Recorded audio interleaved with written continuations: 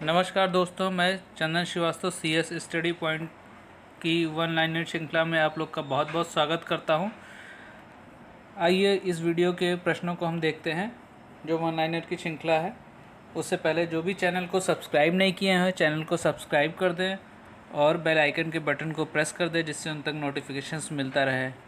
आइए देखते हैं पहला प्रश्न। क्लोरोफिल में कौन सा तत्व पाया जाता है? मैग्नीशियम। अगला प्रश्न है, हरे पौधे में प्रकाश संश्लेषण की क्रिया में क्या होता है? कार्बन डाइऑक्साइड का लेना होता है और ऑक्सीजन को छोड़ा जाता है। इसका मैंने जो प्रकाश संश्लेषण की क्रिया है वो भी मैंने रासायनिक उसका समीकरण लिख दिया है। 6CO2 plus 12H2O gives to 6C6H12O6 plus 6H2O plus 6O2 जो उत्सर्जित हो रहा है। अगला प्रश्न है, हरे पौधों द्वारा प्रकाश संश्लेषण की क्रिया में प्रयुक्त सौर ऊर्जा को किस रूप में परिवर्तित होती है? यानी जो सौर ऊर्जा है किस ऊर्जा में परिवर्तित होती है? वो रासायनिक ऊर्जा में परिवर्तित होती है।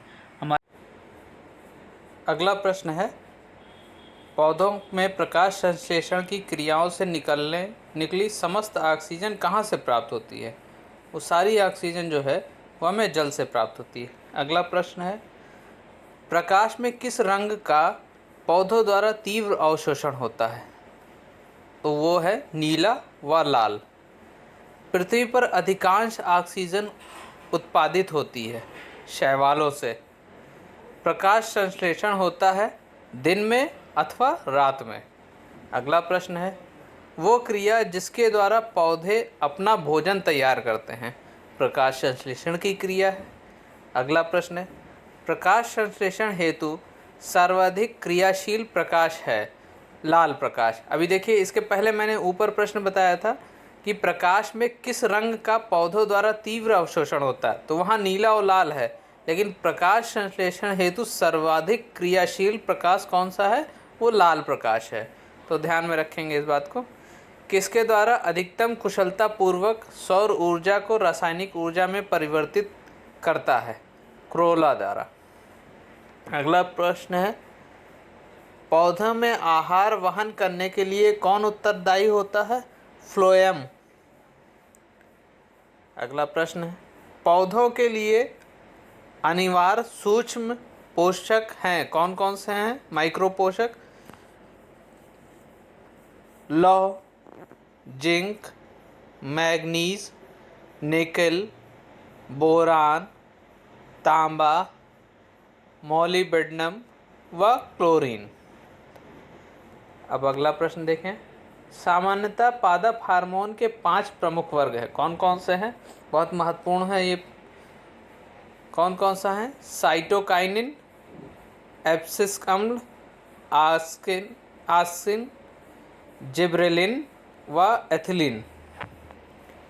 अब देखिए इन्हीं में ही इनमें जो 3 हैं वो कुछ होंगे वृद्धि वर्धक और कुछ होंगे वृद्धि नियामक और कुछ होंगे वृद्धि रोधक।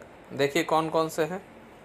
अब देखिए अगला प्रश्न है, वृद्धि नियामक पदार्थ कहते हैं पादप हार्मोन को। अब पादप हार्मोन अभी यहाँ पे 5 प्रमुख वर्ग थे, उसी में से ही वृद्धि वर्धक यानी ग्रोथ प्रमोटर्स जो हैं वो कौन कौन से हैं? ऑक्सिन, जिबरेलिन और साइटोकाइनिन। जबकि वृद्धि रोधक यानी ग्रोथ इनहिबिटर्स कौन कौन से हैं? एब्सिसिक अम्ल व एथिलीन। अगला प्रश्न, सूखा सहिष्णुता किस हार्मोन से संबंधित है? एब्सिसिक अम्ल, इसको एसिड यानी ABA भी कहते हैं। कच्चे फल को पकाने वाला हार्मोन कौन सा होता है? यानी रैपनिंग हार्मोन कौन है? एथिलीन। ध्यान से देखिएगा दोनों प्रश्न में अंतर क्या है उसका। अगला प्रश्न है, हरे फलों को कृत्रिम ढंग से पकाने में प्रयोग होने वाली गैस कौन सी है? एसिटिलीन। तो इन दोनों में ध्यान रखिएगा, वो ऊपर वाला जो है जो कच्चे फल को पकाने वाला वो हार्मोन, जब हार्मोन की बात करेगा तो एथिलीन हो जाएगा, और जब पकाने में गैस का बात करेगा तो एसिटिलीन हो जाएगा। अगला प्रश्न है, कंचन, कृष्णा, बनारसी किसकी किस्में हैं? यानी किसकी प्रजातियां हैं? ये है आंवला की, इंडियन गूसबेरी। अगला प्रश्न है, नीम में किस रसायन में कीटनाशक व कवकनाशक गुण होता है? तो ये कौन सा है? एजार्डी-रैक्टिन। अगला प्रश्न है, बायोडीजल के उत्पादन में प्रयुक्त वनस्पति प्रजाति है? कौन कौन सी है बायोडीजल में? जैट्रोफा यानी रतनजोत, करंजा, नागचंपा व नीम है। गन्ने की एक प्रमुख प्रजाति होती है CO 1148। अगला प्रश्न है, देश का पहला बायोडीजल संयंत्र स्थापित है? कहाँ है? काकीनाडा में, आंध्र प्रदेश में। अगला प्रश्न है, पेट्रोक्रॉप्स में मुख्यतः पाया जाता है हाइड्रोकार्बन व लिपिड। अगला प्रश्न, चाय की पत्तियों में विद्यमान सर्वाधिक महत्व का उत्तेजक है? कौन सा है? कैफीन। अगला प्रश्न, समुद्री घास किस तत्व का मुख्य स्रोत है? आयोडीन। मुख्य मच्छर विकर्षक पदार्थ किससे प्राप्त होता है? नीम से। अगला प्रश्न, समुद्री खद परिवार किसका महत्वपूर्ण स्रोत है? आयोडीन का। अगला प्रश्न, अफीम के उत्पादन का स्रोत है? कौन है? पेपर सोमनीफेरम के अधपके फलों के दूध से। अगला प्रश्न है, पाइनस जिरार्डियाना किसका वानस्पतिक नाम है? तो वो है चिलगोजा पाइन का। चिलगोजा प्राप्त होता है कहाँ से? पाइन के बीज से प्राप्त होता है। अगला प्रश्न है, नीम में गुण होते हैं औषधीय गुण, तुलसी व हल्दी में गुण भी जो है पाए जाते हैं। कौन से गुण? प्रतिजैविक गुण पाए जाते हैं। अगला प्रश्न देखें कौन सा है, सिनामोमम कैम्फोरा नामक सदाबहार वृक्ष की लकड़ी द्वारा बनाया जाता है। क्या बनाया जाता है? कपूर। अगला प्रश्न है, कुट्टू का आटा किस पौधे से प्राप्त होता है? तो ये कौन सा पौधा है? फैगोपाइरम एस्क्यूलेंटम नामक पौधे से।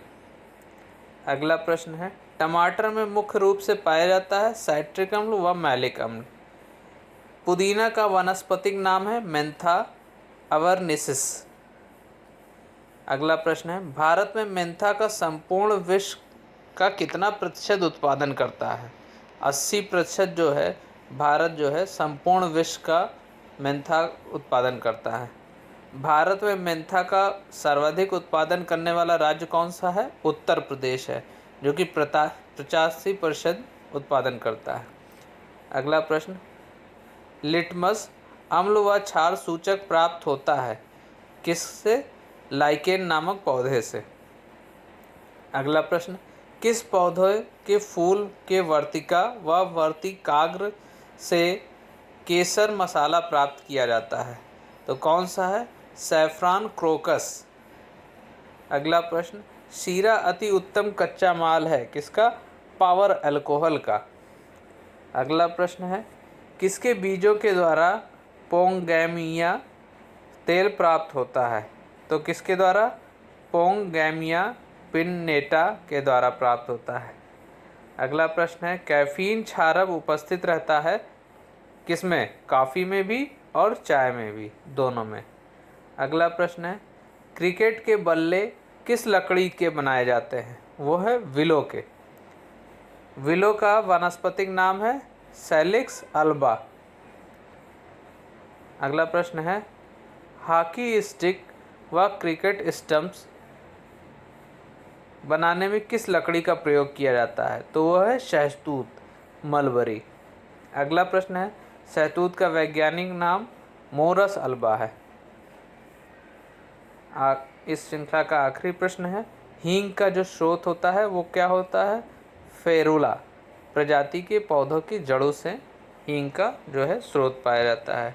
तो इस प्रकार CS स्टडी पॉइंट में 50 प्रश्नों की आपकी जो वन लाइनर की श्रृंखला है उसका ये 6वां भाग था। बहुत ही जल्दी फिर मैं आपके लिए अगला भाग लेके आऊँगा। तब तक के लिए धन्यवाद।